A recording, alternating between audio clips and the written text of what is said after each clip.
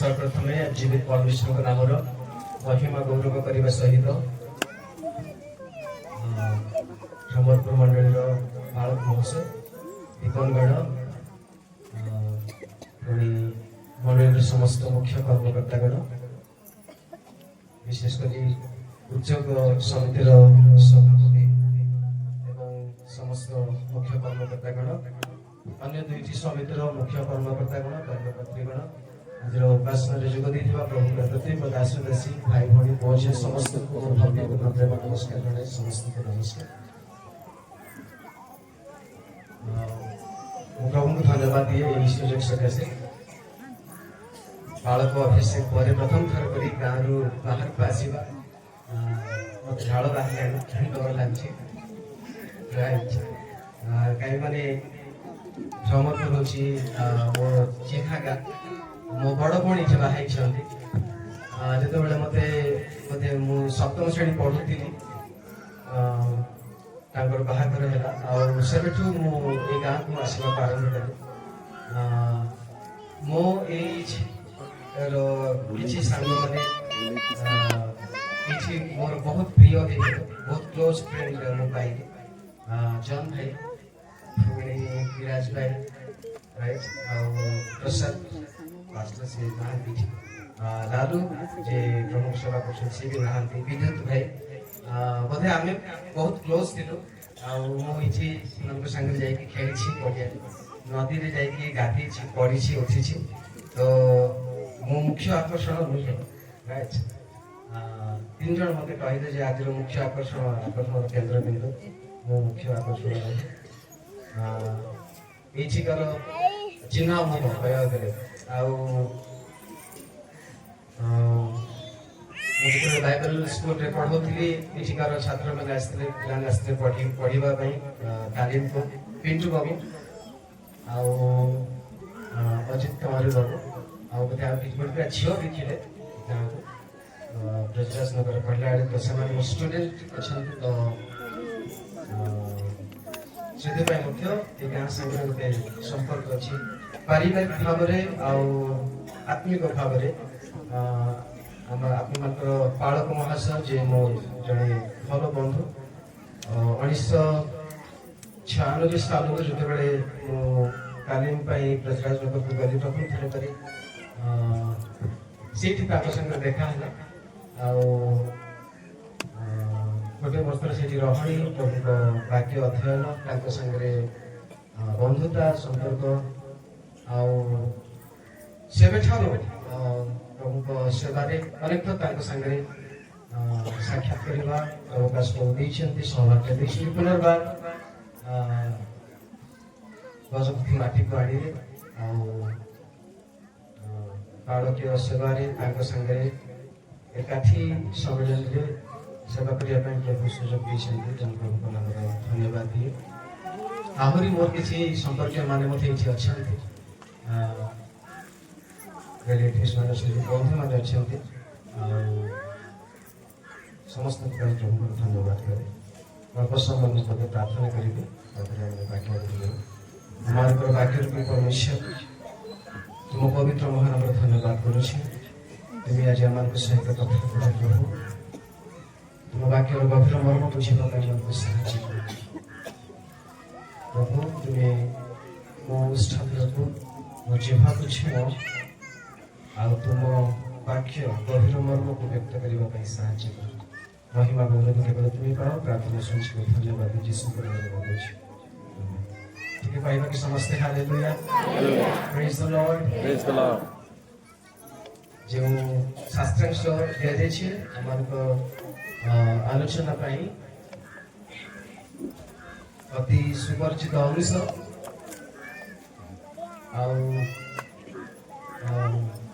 भारतीय महिला cricket team विजय है वर्ल्ड कप जीतला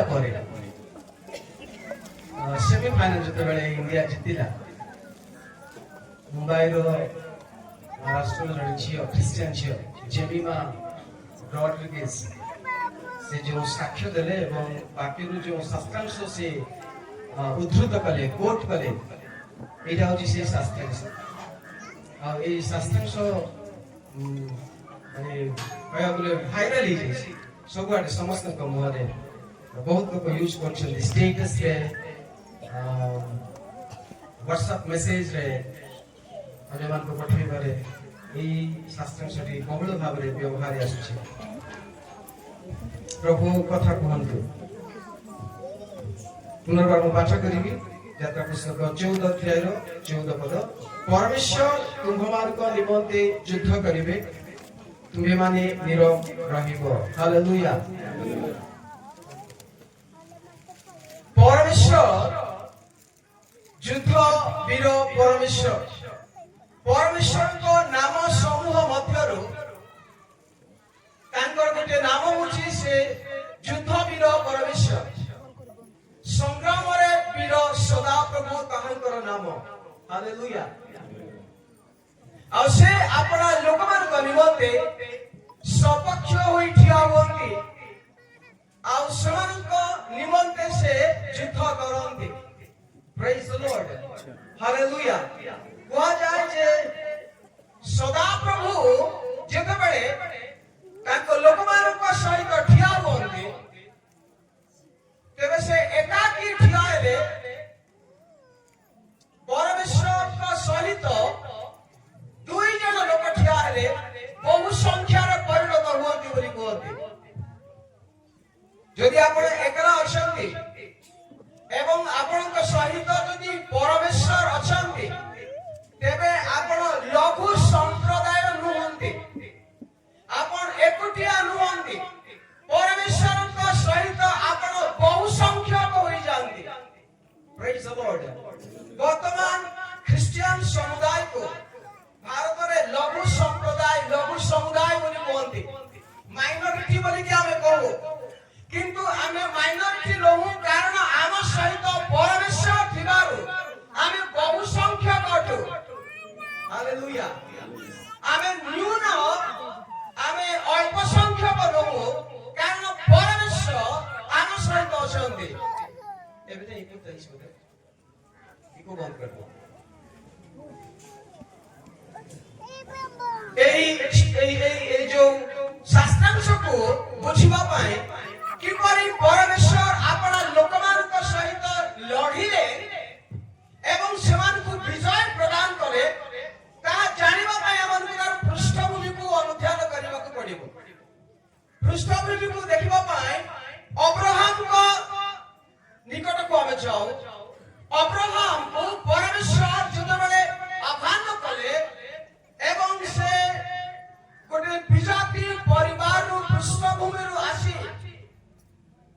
परमेश्वर जो देश तांकु देबा पाए देखैबा पाए आह्वान करे परमेश्वरंकर डाकर सुनी तांकर रब सुनी अब्राहम से अपना परिवार सहित यात्रा आरंभ करे एवं अब्राहम कठारु परमेश्वर गोटे महाभक्ति उत्पन्न करे अब्राहम जेतेबेले परमेश्वरଙ୍କ छामुरे से संध्या बेले प्रार्थना करूथिले नैवेद्य उत्सर्ग करूथिले सेतेबेले से नैवेद्य उत्सर्ग करू करू से निद्रित हेले आ सोई पड़िले उपासना समय आराधना करुवा समय प्रार्थना एवं नैवेद्य करुवा समय अब्राहम करले ठीक निद्रित हेले आ सोई पड़िले आ अब्राहम करो एई स्वान समय निद्रा हठात जाइतिबा समय किछि हिंस्रक अशुचि पशु पक्षी आसी से नैवेद्य चढ़ाइतिबा स्थान को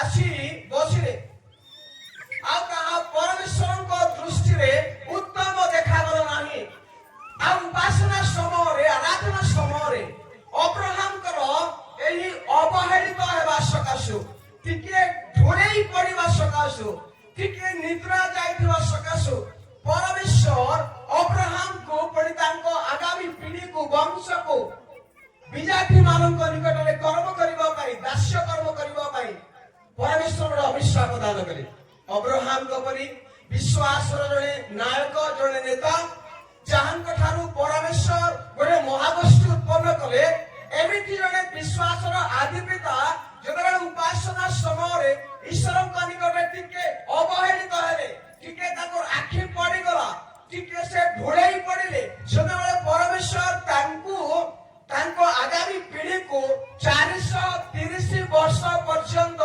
ବିଦେଶୀ ମାନଙ୍କ ଅଧୀନରେ ଏକ ବିଜାତି ମାନଙ୍କ ଅଧୀନରେ ସମର୍ପଣ କରିଦେଲେ ଦାସ୍ୟ କର୍ମ କରିବା ନିମନ୍ତେ।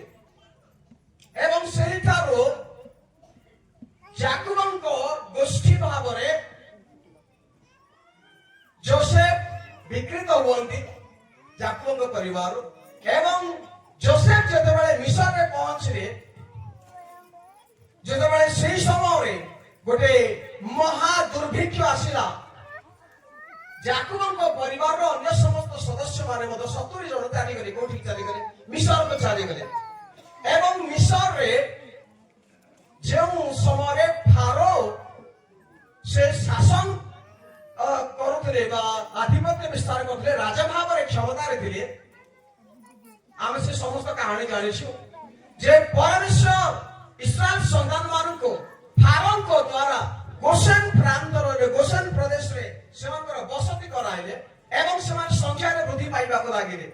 ଏହି ଗୋସେନ ପ୍ରାନ୍ତରରେ ବୃଦ୍ଧି ପାଉଥିବା ସମୟରେ ଯେଉଁ ଶାସନକର୍ତ୍ତା ଇସ୍ରାଏଲ ଲୋକମାନଙ୍କୁ ଜାଣିନଥିଲେ, ଏପରି ଜଣେ ଫାରୋ ଉତ୍ପନ୍ନ ହେଲେ ଯେ ଇସ୍ରାଏଲ ଲୋକମାନଙ୍କୁ ଦାସ୍ୟକର୍ମ କରାଇଲେ ଏବଂ ସେମାନଙ୍କୁ ନିଷ୍ଠୁର ବ୍ୟବହାର କରାଇଲେ, ସେମାନଙ୍କ ଦ୍ୱାରା ସ୍ଫିଙ୍କ୍ସ ଭଳି ଏବଂ ବଡ଼ ବଡ଼ ଅଟ୍ଟାଳିକା ସବୁ ନିର୍ମାଣ କରାଇଲେ, ସେମାନଙ୍କୁ ଅତ୍ୟାଚାର କଲେ, ସେମାନଙ୍କୁ ନିଷ୍ଠୁର ବ୍ୟବହାର କରାଇଲେ, ସେମାନଙ୍କୁ ବେଠି ଖଟାଇଲେ।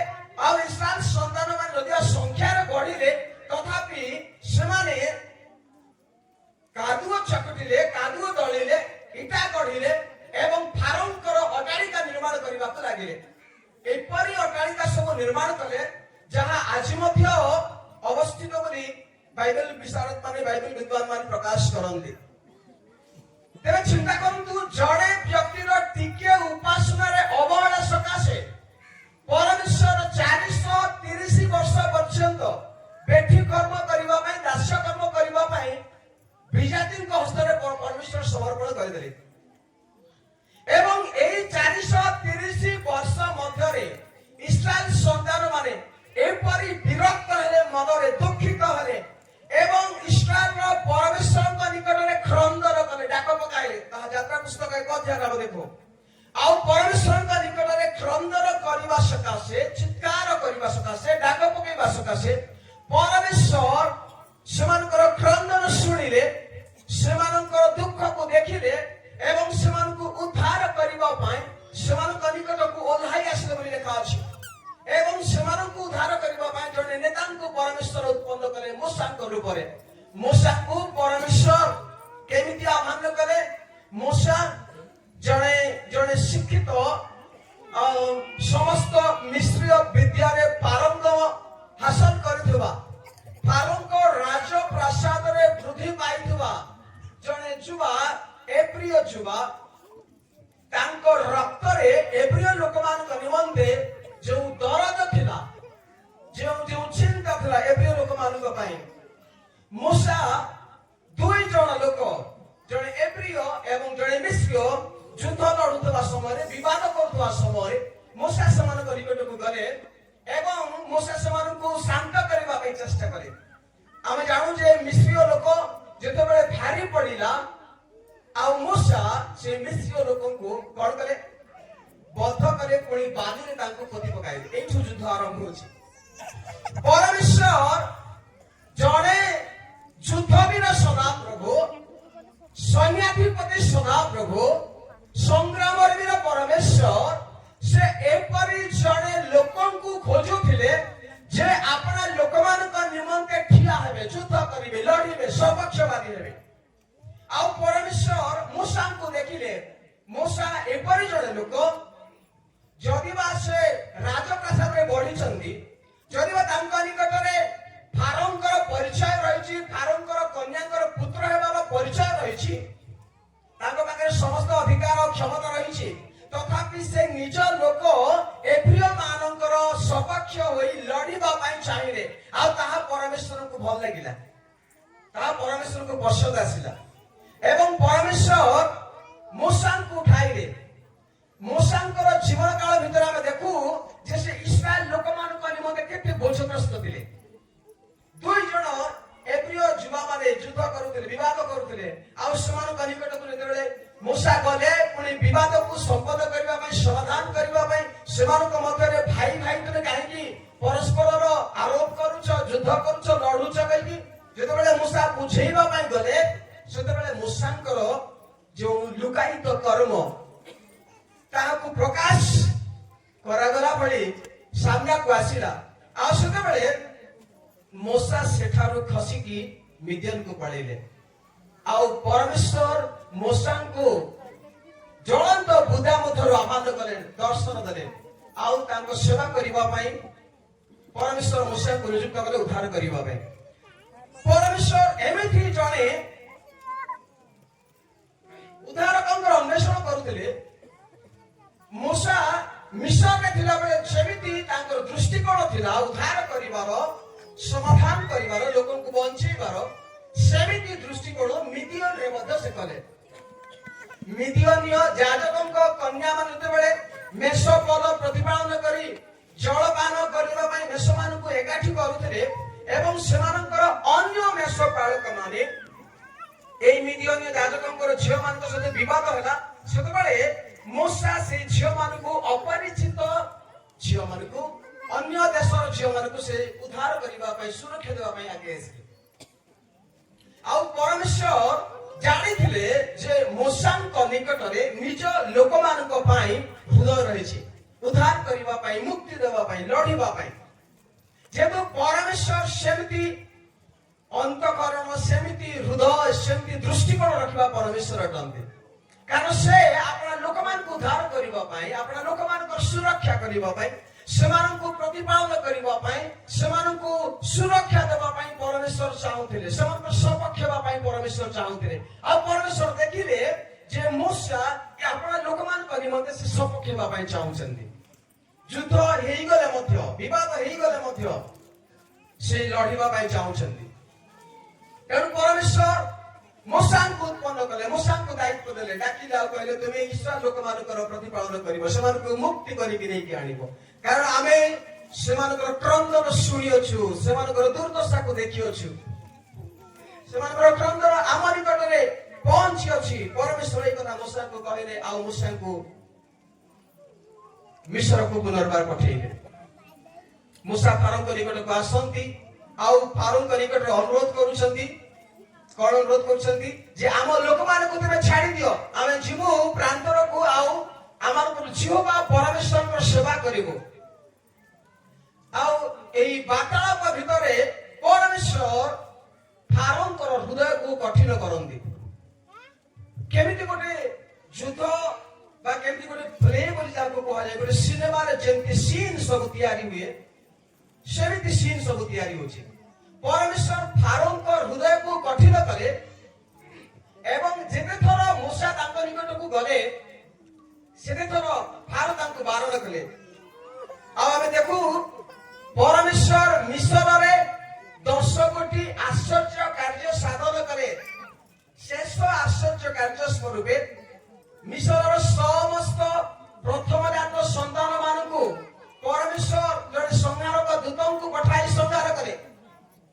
ଏବଂ ସେତେବେଳେ ଯେଉଁ ଯେଉଁ ଇସ୍ରାଏଲ ପରିବାରର ବାଜୁବନ୍ଧରେ ମେଷ ଶାବକଙ୍କ ରକ୍ତର ଚିହ୍ନ ଦେଇଛନ୍ତି, ସେହି ସମସ୍ତ ପରିବାରକୁ ଅତିକ୍ରମ କରି କେବଳ ରକ୍ତର ଚିହ୍ନ ଲାଗିନଥିବା ସମସ୍ତ ପରିବାରର ପ୍ରଥମଜାତ ସନ୍ତାନମାନଙ୍କୁ ପରମେଶ୍ୱର ସଂହାର କଲେ। ଆଉ ପ୍ରଥମଜାତ ସନ୍ତାନ ସଂହାରିତ ହେଲା ପରେ ଫାରୋ ଇସ୍ରାଏଲର ପ୍ରଜାଙ୍କୁ ଯିବା ପାଇଁ ଦିଅନ୍ତି, ସେମାନଙ୍କୁ ତଡ଼ି ଦିଅନ୍ତି। ତାହା ମାନେ 12 ଅଧ୍ୟାୟରେ ଦେଖୁ। 12 ଅଧ୍ୟାୟରେ ପରମେଶ୍ୱର ଇସ୍ରାଏଲ ସନ୍ତାନ ମାନଙ୍କୁ ନିସ୍ତାର କରନ୍ତି ଏବଂ ଇସ୍ରାଏଲ ସନ୍ତାନ ମାନେ ମିଶରକୁ ପରିତ୍ୟାଗ କରି ସେମାନେ ବାହାରୁଛନ୍ତି।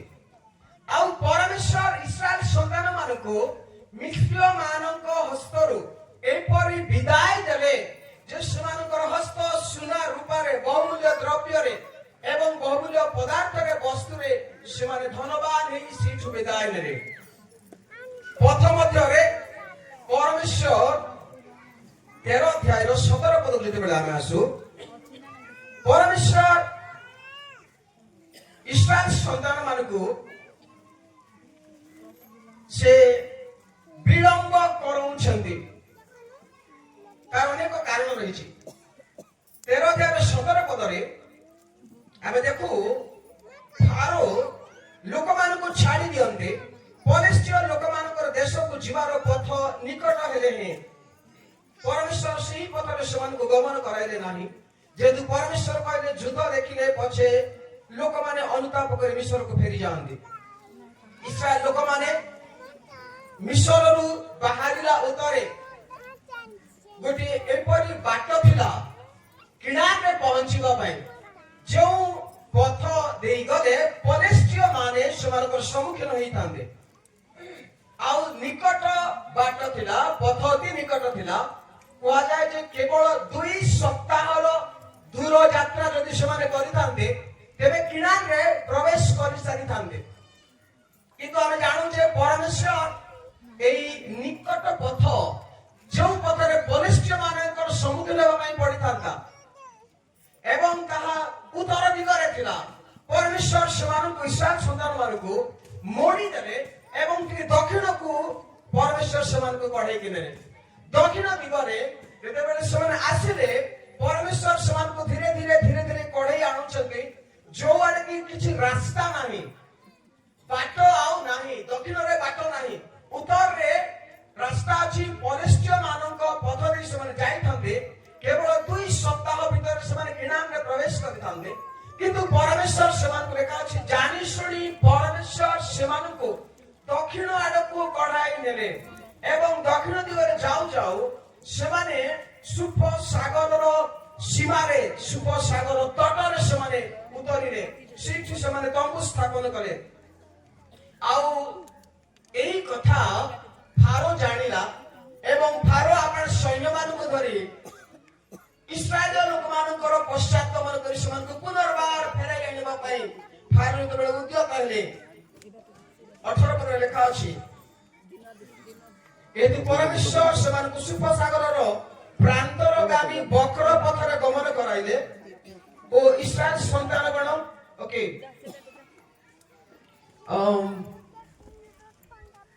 जदि आमे 14 अध्याय को आसीबा 14 अध्याय को आसतु अनंतर सदाप्रभु मोशे को कहिले तुमे इस्राएल सन्तान गण को कह तुमे माने फेरी पिहहिरोतर पूर्व दिगरे मिग्दोल और समुद्र मध्य छाउनी स्थापन करो तुम्हें माने बाल सफन आगरे अर्थात ताहार सम्मुखर समुद्र निकट छाउनी स्थापन करो तहिरे फारो इस्राएल सन्तानगण विपक्ष रे कहिबो से माने देश मध्य धंदड़ा होई रही अछंती ओ प्रांतर सेमानक पथ रुद्ध करियछि देखंतु परमेश्वर किदि गोटे शब्द आपण लक्ष्य करंतु 13-17 पदरे परमेश्वर सेमानक गोटे निकट पथ दे जीवारु सेमानकु ख्यात करले बारण कले पुणी 18 पद लेखा अछि परमेश्वर को वक्र पथ दे कढाई नेले एवं परमेश्वर सेमानकर जीवार पथरे दिवस रे मेघस्तंभ पुणी रात्रि समय रे अग्निस्तंभ दे सेमानकर आगे आगे परमेश्वर गमन करे सेमानकर 21 पद लेखा अछि परमेश्वर मेघस्तंभ रे पुणी अग्निस्तंभ रे थाई सेमानक इस्राएल सन्तान मानकर आगे आगे गमन करे अर्थात परमेश्वर सेमानकर नेतृत्व नउछन्ती परमेश्वर सेमानकु प्रतिपालन करी कढाई नउछन्ती जो परमेश्वर निकट पथ देई कढाई नेले नाही वक्र पथ देई कढाई के आनुछन्ती एवं इस्राएल सन्तान माने आगो को बढ़ुथिबा समय रे एक रुद्ध पथ निकट को सेमानकु कढाई के आनिले ताहा हमें 14 अध्याय 3 पद रे देखु प्रांतर एपरि प्रांतर मध्य को परमेश्वर सेमानकु आनिले जो प्रांतर रे पथ आउ नाही रुद्ध पथ सेमति निकट को परमेश्वर आनिले आउ चारि पद लेखा अछि आम्भे फारोर हृदय कठिन करिबा तइने से सेमानक पछे पछे दौड़िबो पुणी आम्भे फारो ओ तार सैन्य सकल सैन्य द्वारा संभ्रम पाइबा तइने आम्भे जे सदा प्रभु ए मिश्र लोक माने जानिबे तो सेही परि से माने कले परमेश्वर इस्राएल सन्तान मानकु जो रास्ता दे गले से माने आगो को बढ़िबे ପାଇଁ ପରମେଶ୍ୱର ସେମାନଙ୍କୁ ଆଣୁନାହାନ୍ତି, ବରଂ ସେମାନଙ୍କୁ ଗୋଟିଏ ବକ୍ର ପଥ ଦେଇ ଆଣିଲେ। ପରମେଶ୍ୱର ସେମାନଙ୍କୁ ଗୋଟିଏ ରୁଦ୍ଧ ପଥକୁ ଆଣିଲେ। ଅନେକ ସମୟରେ ଆମେ ମନେ କରୁ ଯେ ପରମେଶ୍ୱର କାହିଁକି ମୋ ଜୀବନରେ ସିଧାସଳଖ ବାଟ ଖୋଲୁନାହାନ୍ତି, କାହିଁକି ପରମେଶ୍ୱର ମତେ ତେଢା ମେଢା ବାଟ ଦେଇ ଯିବା ପାଇଁ ଦଉଛନ୍ତି, ମୋ ଜୀବନରେ କାହିଁକି ସମସ୍ୟା ଆସୁଛି, ମୋ ଜୀବନରେ କାହିଁକି ବିଭିନ୍ନ ପ୍ରକାର ପ୍ରତିବନ୍ଧକ ଆସୁଛି, ପ୍ରତିକୂଳ ପରିସ୍ଥିତି ମୁଁ କାହିଁକି ସାମ୍ନା କରୁଛି, ମୋ ପରିବାରରେ ଏତେ ଦୁଃଖ କାହିଁକି, ମୋ ପରିବାର କାହିଁକି ଆଗକୁ ବଢୁନାହିଁ, ମୋ ପିଲାମାନେ କାହିଁକି ଅଗ୍ରସର ହଉନାହାନ୍ତି, ସେମାନଙ୍କ ଜୀବନରେ ତେଢା ମେଢା ପଥ କାହିଁକି ଆସୁଛି, ସେମାନେ ସଳଖ ପଥରେ କାହିଁକି ଯାଉନାହାନ୍ତି। ଅନେକ ସମୟରେ ଆମେ ଏମିତି ପ୍ରଶ୍ନ କରୁ, ନୁହେଁ କି? ଇସ୍ରାଏଲ ସନ୍ତାନ ମାନେ ମଧ୍ୟ ସେମାନେ ପ୍ରଶ୍ନ କରିଥିବେ ଯେ ପରମେଶ୍ୱର କାହିଁକି ଆମମାନଙ୍କୁ ଏମିତି ଗୋଟିଏ ରାସ୍ତା ନଥିବା ରୁଦ୍ଧ ପଥକୁ ଆଣିଲେ, ଯୋଉ ପଥ ଦେଇ ଆମେ ଆଗକୁ ଯାଇପାରିବା ନାହିଁ, ଅଗ୍ରସର ହେଇପାରିବା ନାହିଁ। ଆମଙ୍କର ଜୀବନ ଯାତ୍ରାରେ ମଧ୍ୟ ଅନେକ ସମୟରେ ଏମିତି ଗୋଟେ ଶେଷ ସୀମାରେ ଆମେ ପହଞ୍ଚି ଥାଉ, ଆମମାନଙ୍କୁ ଆଗକୁ ବଢିବା ପାଇଁ, ଅଗ୍ରସର ହେବା ପାଇଁ, ପାଦ କାଢିବା ପାଇଁ ଆଉ ସମୟ ନଥାଏ, ଆଉ ରାସ୍ତା ଦେଖାଯାଇ ନଥାଏ, ଉପାୟ ଦେଖାଯାଇ ନଥାଏ। ଆମେ ସର୍ବସ୍ୱାନ୍ତ ହେଇଯାଉ, ଆମେ ଥକି ପଡୁ, ଆମେ ପ୍ରଶ୍ନ କରୁ ଯେ ପରମେଶ୍ୱର ତୁମେ କାହିଁକି ମୋତେ ଏହି ପଥ ଦେଇ ଗମନ କରୁଛ, ମୋ ଜୀବନରେ କାହିଁକି ଉତ୍ତମ ତୁମ ବିଷୟ ମୁଁ ଦେଖିପାରୁନାହିଁ, ମୋ ଜୀବନରେ କାହିଁକି ସଫଳତାକୁ ମୁଁ ଦେଖିପାରୁନାହିଁ, ନୁହେଁ କି? କିନ୍ତୁ ପରମେଶ୍ୱର ଯେଉଁ ସ୍ଥାନରେ ସେ ପଥକୁ ରୁଦ୍ଧ କରନ୍ତି, ଯେଉଁ ବକ୍ର ପଥ ଦେଇ ସେ ଯିବାକୁ ଦିଅନ୍ତି ଆପଣ ଲୋକମାନଙ୍କୁ, ମନେ ରଖନ୍ତୁ ଯେ ସେହି ପରମେଶ୍ୱର ପଥକୁ ଉନ୍ମୁକ୍ତ ମଧ୍ୟ କରନ୍ତି। ହାଲେଲୁୟା, ପ୍ରେଜ୍ ଦ ଲର୍ଡ। ଯଦି ଆପଣ ମନେ କରୁଛନ୍ତି ଯେ ଆପଣ ଗୋଟେ ଶେଷ ପାହାଚରେ ଆସି ପହଞ୍ଚିଛନ୍ତି, ଆପଣ ଉତ୍ତର ଦେଖୁନାହାନ୍ତି, ଆପଣଙ୍କର ପ୍ରାର୍ଥନା ଶୁଣା ଯାଉନାହିଁ ବୋଲି ମନେ କରୁଛନ୍ତି, ଆପଣଙ୍କର ପରିବାରର ସମସ୍ୟା ହୁଏତ ବଢି ବଢି ଚାଲିଛି, ହୁଏତ ଆପଣ ପ୍ରାର୍ଥନା କରି କରି ଥକି ଗଲେଣି, ପରିଶ୍ରମ କରି କରି ଥକି ଗଲେଣି, ଆପଣଙ୍କର ଉପାୟ ଆଉ ଦେଖାଯାଉନାହିଁ, ଆପଣ ହାରି ଯାଇଛନ୍ତି ବୋଲି ମନେ କରୁଛନ୍ତି, ତେବେ ମନେ ରଖନ୍ତୁ ପରମେଶ୍ୱର ସେ ଆପଣର ନୂତନ ପଥକୁ ଖୋଲିବା ପାଇଁ ବକ୍ର ପଥ ଏବଂ ରୁଦ୍ଧ ପଥ ଦେଇ ଆପଣ ଲୋକମାନଙ୍କୁ ଦିଅନ୍ତି। ପ୍ରେଜ୍ ଦ ଲର୍ଡ, ହାଲେଲୁୟା। ଅନେକ ସମୟରେ ଆମେ ଖ୍ରୀଷ୍ଟିଆନ ଭାବରେ ଖାଲି ଆମମାନଙ୍କୁ ସିଧାସଳଖ ବିଷୟ ହିଁ, ଲାଭର ବିଷୟ, ଆମମାନଙ୍କୁ ସମସ୍ତ ଉତ୍ତମତମ ବିଷୟ ହିଁ ଆମେ ଆଶା କରିଥାଉ, କିନ୍ତୁ ପରମେଶ୍ୱର ଆପଣ ମହିମା ସକାଶେ, ଆପଣ ଗୌରବ ସକାଶେ, ଆପଣ ସଂଗ୍ରାମ ସକାଶେ ସେ ବକ୍ର ପଥ ଦେଇ ଆପଣ ଲୋକମାନଙ୍କୁ କଢାଇ ନିଅନ୍ତି ଏବଂ ତାଙ୍କର ମହିମାକୁ ସେଇ ପଥକୁ ଉନ୍ମୁକ୍ତ କଲା ପରେ ପ୍ରକାଶ କରନ୍ତି। ପ୍ରେଜ୍ ଦ ଲର୍ଡ, ହାଲେଲୁୟା। 5 ପଦକୁ ଆମେ ଯାଉ, 14 ଅଧ୍ୟାୟର 5 ପଦ। ଅନନ୍ତର ଲୋକମାନେ ପଳାଇ ଅଛନ୍ତି, ଏହି ସମ୍ବାଦ ମିଶ୍ର ରାଜାଙ୍କୁ ଜଣାଯାଆନ୍ତି। ଲୋକମାନଙ୍କ ବିଷୟରେ ଫାରୋଙ୍କର ଓ ତାହାଙ୍କର ଦାସମାନଙ୍କ ଅନ୍ତଃକରଣ ପରିବର୍ତ୍ତିତ ହେଲା। ତେଣୁ ସେମାନେ କହିଲେ, ଆମ୍ଭେମାନେ ଏ କି କର୍ମ କଲୁ, କାହିଁକି ଇସ୍ରାଏଲକୁ ଆପଣମାନଙ୍କ ଦାସତ୍ୱରୁ ଛାଡ଼ିଦେଲୁ? ତେଣୁ ରାଜା ଆପଣା ରଥ ପ୍ରସ୍ତୁତ କରାଇଲେ ଓ ଆପଣା ଲୋକମାନଙ୍କୁ ସାଙ୍ଗରେ ନେଲେ। 7 ପଦ। ପୁଣି 600 ବଛା ରଥ ଓ ମିଶ୍ର ମାନଙ୍କର ସମସ୍ତ ରଥ ଓ ପ୍ରତ୍ୟେକ ରଥରେ ଯୋଦ୍ଧା ମାନଙ୍କୁ ନେଲେ। 7 ପୁଣି 8 ପଦରେ ଇସ୍ରାଏଲ ସନ୍ତାନ ମାନଙ୍କର ପୁଣି ମିଶ୍ର ରାଜା ଏବଂ ସେମାନଙ୍କର ସୈନ୍ୟ ମାନଙ୍କ ବିଷୟରେ ଉଲ୍ଲେଖ କରାଯାଉଛି।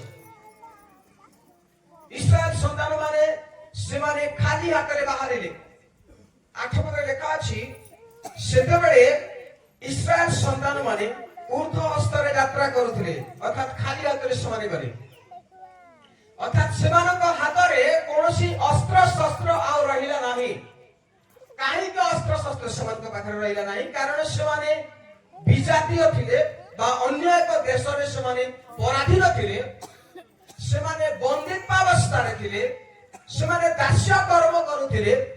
ତେଣୁ ସେମାନଙ୍କ ପାଖରେ ନା ଥିଲା ସ୍ୱାଧୀନତା, ନା ଅନ୍ୟ କୌଣସି କ୍ଷମତା ବା କୌଣସି ଅଧିକାର ସେମାନଙ୍କ ପାଖରେ ଥିଲା।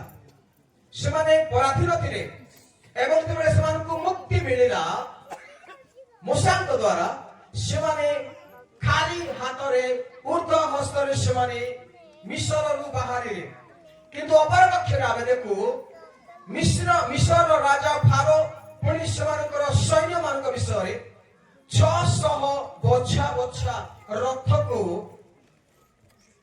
फारो से संग्रह कर बाछुंट नौ गोटे गोटे रथ रे 3 जन लखा लोक यात्रा करुले युद्ध बाहर जड़े रथ चालना करुले जे रथ चालना करुले हस्त में गोटे ढाल रहुला गोटे हाथ में ढाल पुणी आउ गोटे हाथ में से रथर से दौड़ी को से व्यवहार करुले पुणी पछरे रथ चालक पछरे आउरी 2 जन सैन्य माने बसुथिले सेमानक हाथ में आक्रमण करिबा पई विभिन्न अस्त्र शस्त्र सब थिला एपरी 600 बछा बछा रथ आउ फारो देले पुणी सातपदे लेखा अछि मिस्र मानकर समस्त रथ जेते सब रथ थिला युद्ध निमंते प्रस्तुत रथ एवं अन्य कार्य निमंते जिनिस पत्र को नेबाणीबा करिबा पई पथर जीवा पई लोक मानकु संग्रह करिबा पई जो सब रथ व्यवहार करा सेई समस्त रथ मध्ये से लेले एवं प्रत्येक रथ रे योद्धा मानकु लेले देखो ध्यान दियंतु एई शब्द जेते बेले आसे ताहा 14 पद को सामंजस्य करे कारण जने राजा जे अन्य राजा मानक निकट को जाय युद्ध करे आउ अन्य राजा मानकु विदेशी राजा मानकु जाय युद्ध करी सेमानकु पराजित करी सेमानकर अस्त्र शस्त्र सेमानकर धन संपद सेमानकर सैन्य बाहिनी एवं सेमानकर लोक मानकु लूट करी के आनंदी एवं सेमाने आउ गुटे राजांको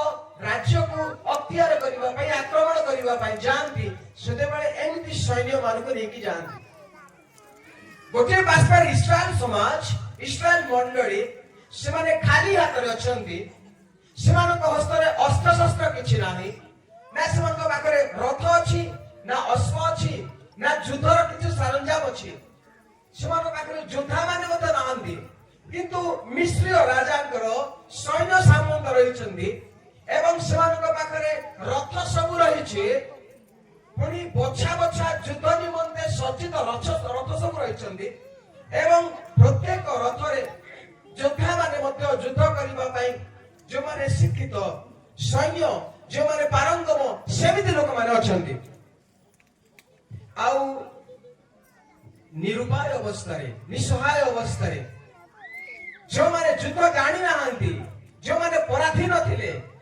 जो माने दास्य कर्म करुथिले एई परि लोक माने जो माने केबे मध्य युद्ध जीति पारिबे नाही सेमति लोक मानक सहित सम्मुखा सम्मुखी होछंती आपण केबे भी पुलिस बाहिनी रे काम करनथिबे सैन्य बाहिनी रे काम करनथिबे बंदूक चालना कोन जाननथिबे तीर चलेइबा जाननथिबे ढाल केमति धरि की रक्षा करा जीव ताहा जाननथिबे आपण को युद्ध विद्या को उतरा जीव केमति करिवे एंती गोटे युद्ध रे अवतीर्ण हेतिले दाऊद अल्प बयस रे जेते बेले से लक्ष्य कले जे पलेस्टियो मानकर जने वीर असुन्नत वीर से इस्राएल लोक मानकर सैन्य बाहिनी को तुच्छ करे एवं सदा प्रभु परमेश्वर को तुच्छ करी रणहुंकार दउतबा समय रे छोटिया बालक दाऊद से देखिले जे एई असुन्नत पलेस्टियो से कोन करछंती आ इस्राएल रो समाज को युद्ध करबा निमंते 40 दिन 40 रात्रि से एला तळभूमि को आसी गोटे प्रांतर को आसी पदा को आसी से युद्ध निमंते डाकरा दउछंती आउ युद्ध विद्या को केबे जाई नथिबा लोक कोनोसी अस्त्र शस्त्र सरंजाम हाथ रे धरि नथिबा लोक जेते बेले से युद्ध को जीवा पई उठिले राजा साउल तांको समस्त साज सजरे परिधान कराइले सांजुआ सब पिंधाइले टोपर पिंधाइले हाथ रे पुणी पाद रे समस्त अस्त्र शस्त्र सब देले खड्ग देले ढाल देले एवं दाऊद को जीवा पई युद्ध को जीवा पई बेले कहिले दाऊद गोटी पाद काढिले दुईटी पाद काढिला बेले को दाऊद थकी गले आ कहिले मु एई साज सजारे युद्ध करि परिबे नाही कारण मु जणे शिक्षित युद्ध करिवार लोक नुहे मु तालीम प्राप्त योद्धा नुहे एमिते तालीम न नेथिबा लोक मानक सहित तालीम प्राप्त योद्धा माने जतबे युद्ध करिवा को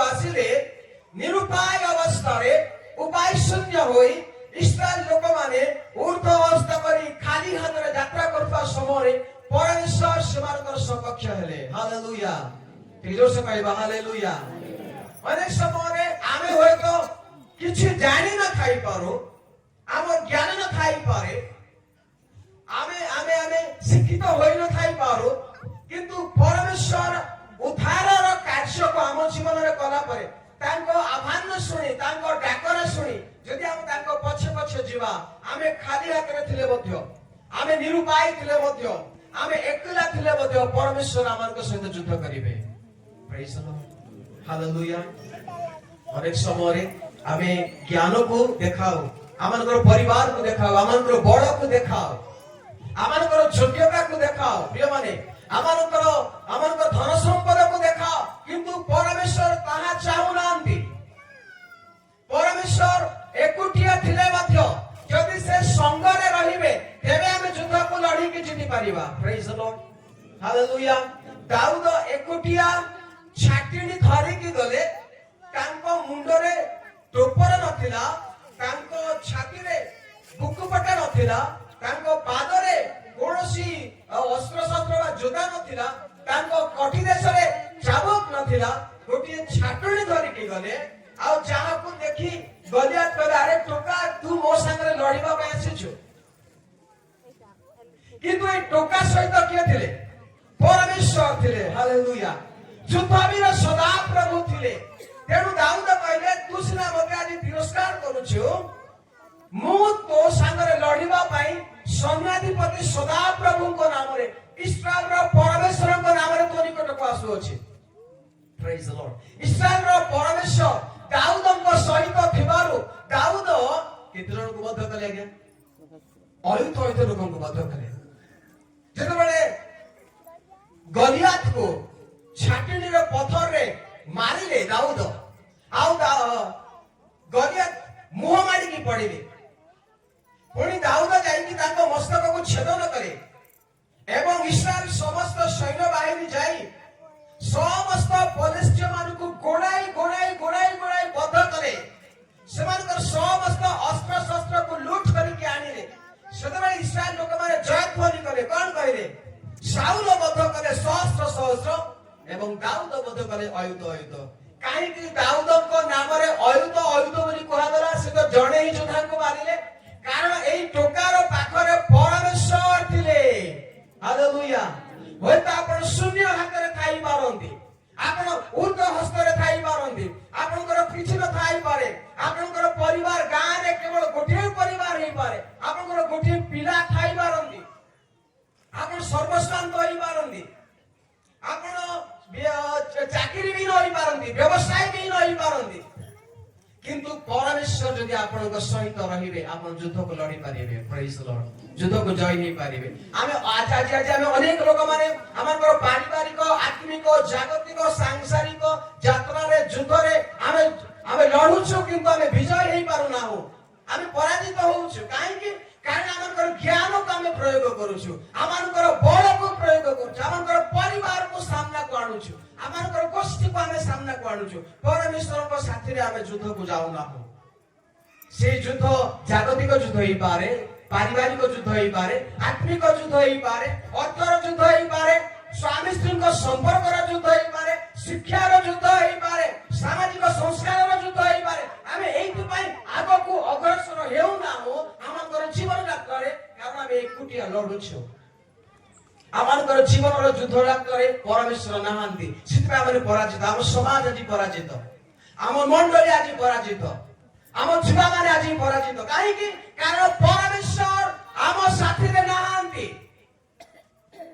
परमेश्वर चाहती से आम सहित यात्रा करिबा पाई, आम आगे आगे छिबा पाई। Praise the lord. परमेश्वर चाहती से आम आगे आगे छिबे। इस्राएल संतान मानकर जेंति से आगे आगे गले, से मेघ स्तंभ एवं अग्नि स्तंभ दे जेंति से आगे आगे गले, तांकर उपस्थिति, तांकर महिमा, तांकर प्रताप इस्राएल लोक मानकर ऊपर पड़िला। परमेश्वर सेंति आम आगे आगे जीवा पाई चाहती, किंतु आमे एकला जीवा पाई चाहूछु। हेलो, आमे सब एकला करिबा पाई चाहूछु। आम सब कार्य रे परमेश्वर आज नाहांती, आ सेति पाई आमे विफल, सेति पाई आमे पराजित, सेति पाई आमे न्यून, सेति पाई आमे अल्पसंख्यक, आमे लघु संप्रदाय। कारण परमेश्वर सहित आम चलवा शिखिना परमेश्वर सहित आग को बढ़ा आम शिखिना आज झुआ मान प्रिय भाई एवं भौणी मान आह्वान देवाई चाहे जदि आप हारी जाइछंती आपनकर पथ जदि रुद्ध देखा जाउछि जदि आपनको परमेश्वर वक्र पथ दे गमन कराउछंती आग को चलंतु परमेश्वर सहित वे विजय पाइबे प्रेज द लॉर्ड हालेलुया जोर से कहबा हालेलुया हालेलुया परमेश्वर जदि इस्राएल संतान माने ऊर्ध्व हस्तर यात्रा करे से सेमानक सहित रहिले 9 पद को आसु तो मिस्त्रीय माने अर्थात फारोंकर समस्त अश्व ओ रथ ओ अश्वारूढ़ सैन्यगण सेमानक पछे पछे दौड़ी बालसफन अग्रते पिहहिरत निकटरे समुद्र तीरे सेमाने छाउणी करिबा समय सेमानक निकटरे उपस्थित रहे ए सैन्य बाहिनी समस्ते मिस्र लोक माने फारो पुनि सेमानकर योद्धा माने समस्त रथ समस्त अश्व ने जो स्थान रे इस्राएल मंडले तंबू स्थापन करी समुद्र तटरे अछंती सेई निकटवर्ती एई मिस्रीय लोक माने हेले एवं कोन लेखा अछि 10 पद लेखा अछि आउ फारो निकटवर्ती होंते इस्राएल संतानगण अनाई आपण मानक पश्चात पश्चात आगमनकारी मिस्रीय मानकु देखि अति भयभीत हेले पुनि इस्राएल संतान माने सदा प्रभु को डाक पकाइले कोन बोल से डाक पकाइले मूसा को कहउछथि हे मूसा आमे जो दास्य कर्म करूथिलु से दास्य कर्म करिबारे हमर मंगल आमानकु दास्य कर्म करिबा पई छाडी दैतांत तुमे काहे कि आमानकु एई प्रांतरे मारिबा पई आनिलो देखंतु नेगेटिव मेंटालिटी लोक मानकर एक अध्याय जे आपण जाई कि पढिबे 6 पदरु आरंभ करी कि इस्राएल संतान मानक विषय परमेश्वर कहउछन्ती जे तुमे जो क्रंदन कल मूसा को कहउछन्ती तुम लोक माने जो आखिर लुह झरैले सेमानकर क्रंदन को आमे सुनिलो एवं सेमानकर लौतक को आमे देखिलो एवं सेमानकु उद्धार करिबा पाए आमे सेमानकर निकट को आसिलु बोली परमेश्वर कहउछन्ती इस्राएल संतान माने कोन कले सेमाने क्रंदन करूथिले सेमानकर अवस्था सांघातिक थिला शोचनीय थिला भल नथिला आउ सेमाने रोदन करूथिले केबेठु मुक्ति मिलिबो बोली अपेक्षा करिथिले एवं देखा अछि सेमाने दास्य कर्म करूथिले सेमानक ऊपर बेठी कर्म करिबा पई चाप पका जाउथिला सेमानक ऊपर अधिपति माने नियुक्ति हेतिले जो माने कि चाप पके मान थोडु कर्म हासिल करिवे सेमति करा जाइथिला किंतु एमाने कोन कहउछन्ती 10 पद लेखा अछि 11 पदरे आमानकु कोन तुमे प्रांतरे मारिबा पई आनिलो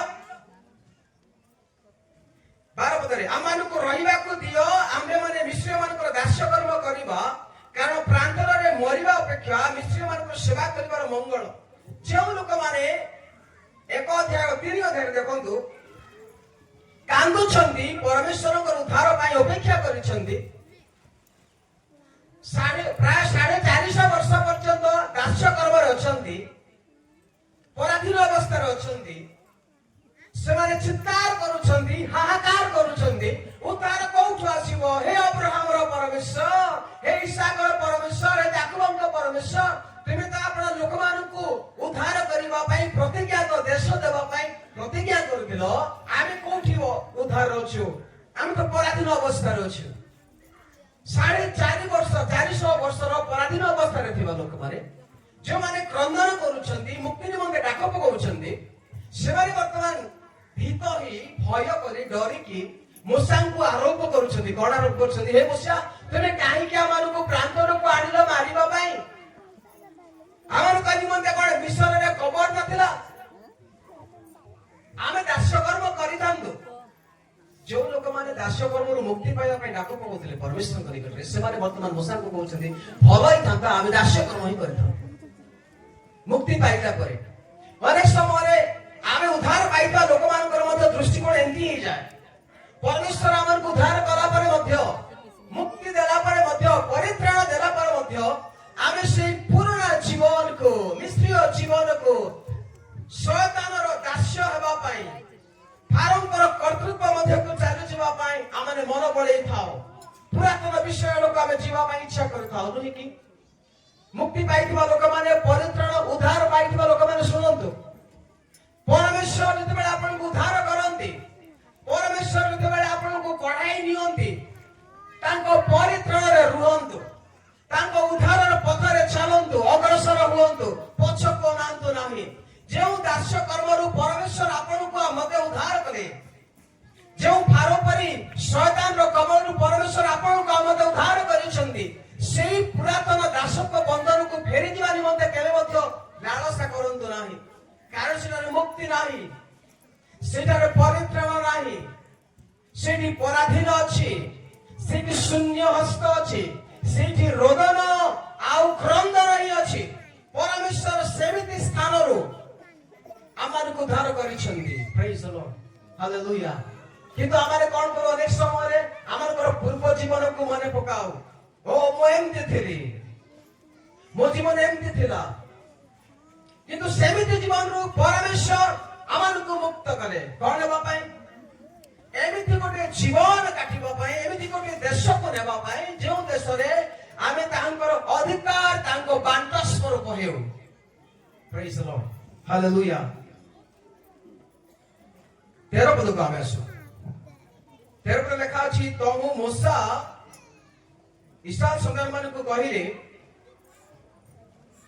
तुम्हे माने भय करो नाही सुस्थिर हुओ सदा प्रभु आज की प्रकार कर्म की प्रकार तुमन को उद्धार करिवे कहा देखो तुम्हे माने आज जेपरी मिस्र मान को देखो छ सेही परी अनंत काल जाय आउ केबे देखिबो नाही प्रेज द लॉर्ड हालेलुया मूसा कोन कहउछथि इस्राएल संतान मान को तुम्हे सुस्थिर हुओ तुम्हें भय करो नाही सदा प्रभु तुमान को की परि उद्धार करिवे ताहा तुम्हें देखो जते बेले इस्राएल संतान माने विचलित हेले अत्यंत व्यतिमस्त हेले सेमानकर उपाय किछ देखा गलो नाही सेमाने समुद्र तटरे अछंती एवं उभय पार्श्वरे बड़ बड़ पहाड़ पर्वत सब ठिया आइछंती ना सेमाने बाम को जाई परिबे ना दक्षिण को जाई परिबे कारण उत्तर पटु परमेश्वर सेमान को वक्र पथ दे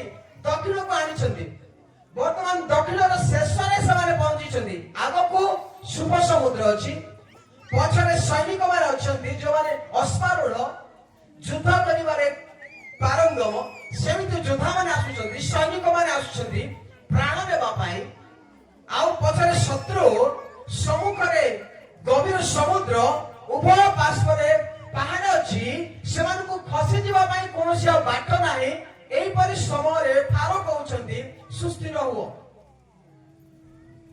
सुस्थिर होइतिबी भय कर नाही मूसा कहउछंती मूसा कोन कहउछंती सुस्थिर हुओ बोली कहउछंती जेउ समय रे आम जीवन विपदग्रस्त थाए जेउ समय रे आमे निरुपाय थाओ आमको कोनसी उपाय देखा जाए नाय आम परिवार उजुड़ी गला परि लागे आम भविष्य अंधार देखा जाए आम प्रिय माने छाड़ी के चली जांदी आम पड़ोसी माने हमको तिरस्कार करंदी आम चाकरी चली जाए आम व्यवसाय चली जाए आम सर्वस्वांग होई जाओ एमिति गोटे समय आमार जीवन रे आसी शत्रु आम ऊपर प्रबल होंदी आम स्वास्थ्य चली जाए आमे मरण अवस्था को चली आसु आम शेष सीमा शेष निश्वास आड़ को चली आसु आ से परिश्रम रे परमेश्वर कहती सुस्थिर हो प्रेज द लॉर्ड हालेलुया अनेक समय रे आमे निज ज्ञान कौशल निज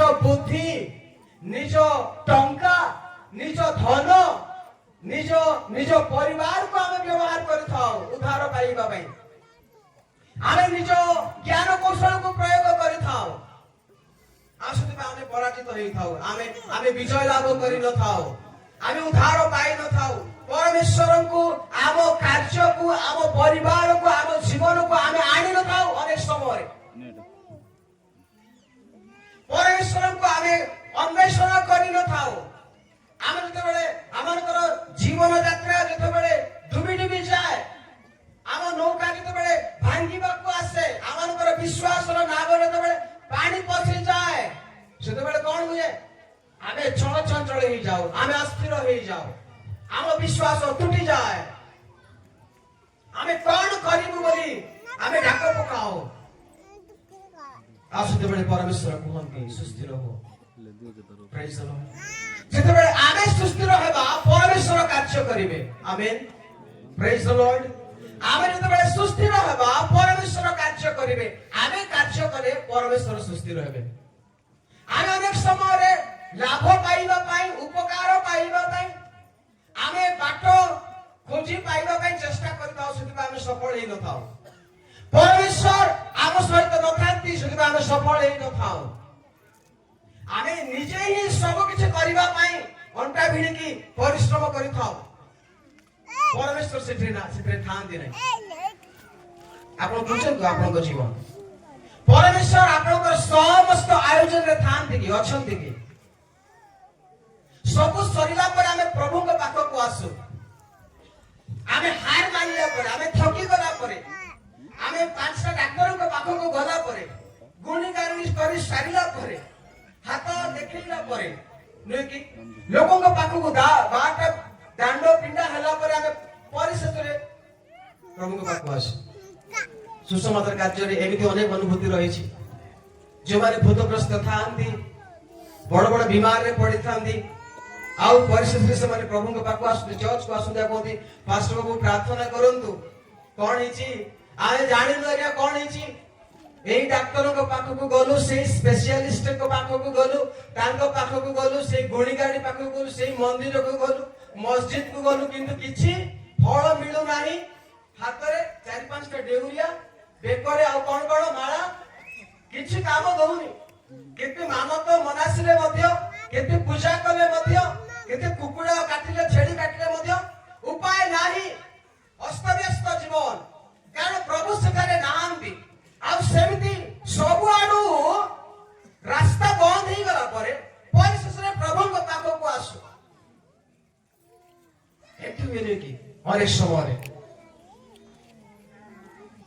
किंतु प्रभु कहती तुम्हारी समस्त भीतर तुम प्रभु को अन्वेषण करो सुस्थिर हो आमे जते बेले सुस्थिर हेबा परमेश्वर को बेले निर्भर करिबा सेते बेले से कार्य आरंभ करिवे हालेलुया जणे जणे प्रार्थना प्रेमी परि कहंती जे जते बेले आमे कार्य करू परमेश्वर कार्य करिबा को बंद करंती हेलो आमे जते बेले कार्य करू परमेश्वर कार्य करिबा को बंद करंती किंतु आमे जते बेले प्रार्थना करू आमे जते बेले आंठो पकाओ परमेश्वर कार्य करिबा को आरंभ करंती हालेलुया एक जोर से कहो हालेलुया प्रेज द लॉर्ड परमेश्वर चाहते ताहांको ऊपर आमे प्रार्थना कले आमे निर्भर रखिले आमे सुस्थिर होई ताहांकर परित्राण को अपेक्षा करे परमेश्वर उतरु सहाय्य पठेइबे सपक्षपाती हेबे hallelujah praise the lord hallelujah